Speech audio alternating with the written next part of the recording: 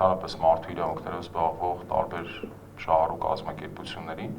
անընդհատ ներկայացնել, որ վերադարձի իրավունքը դա Արցախի ժողովրդի ինքնորոշման իրավունքի կոմպոնենտն է,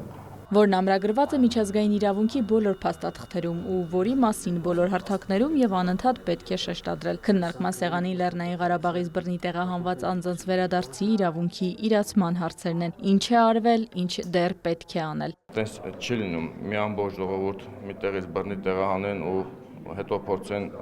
ներկայացնեն որպես ադրբեջանական պատմական հող միջազգային հանրության թեկուզ գոնե հասարակական սեկտորում պիտի այդ խնդրի հստակ դիրքորոշում ձևավորվի։ Անդրանիկ Գրիգորյանը Լեռնային Ղարաբաղի փախստականների իրավապաշտպան միության նախագահն է։ Հասարակական կազմակերպությունը հիմնել է 2023-ին արցախցիների բռնի տեղահանումից հետո, որ իրենք կարողանան հետամուտ լինել իրենց իրավունքներին։ Հասարակական կազմակերպության անդամները հիմնականում արցախցիներ են։ Տեղահանման ճանապարհը անցել է ու գիտի վերադարձի ճանապարհը հեշտ չի լինելու։ Իրենց ձայնը լսելի են դարձնում նաև Հայաստանից դուրս։ Արտասահմանում մասնակցում ենք գլոսարան քննարկումների, կոնֆերանսների, մասնավորապես ԵՀԿ-ի կողմից կազմակերպվող միջոցառումներին պատահի մեր մասնակցությունն ենք ունենում եւ բարձրաձայնում մեր ժողովրդի խախտված իրավունքների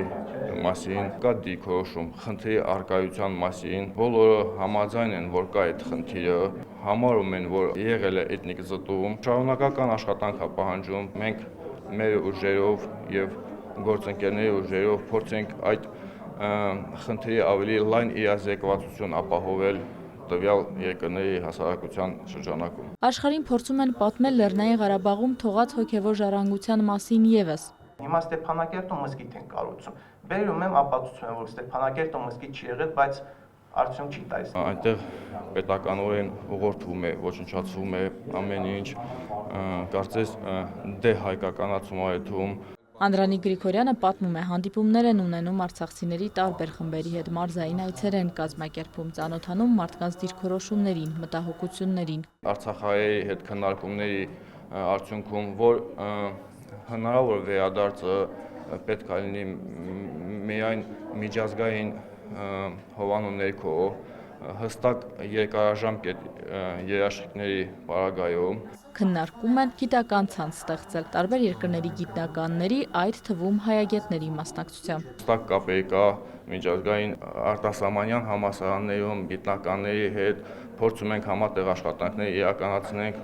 Դեռ որևէ հարցով կառավարությանը չեն դիմել, մշակում են փաթեթներ ըստ խնդիրների առաջնահերթության ու դրանց լուծման մեխանիզմների առաջարկություններով, որ փոխանցեն գործադիրին։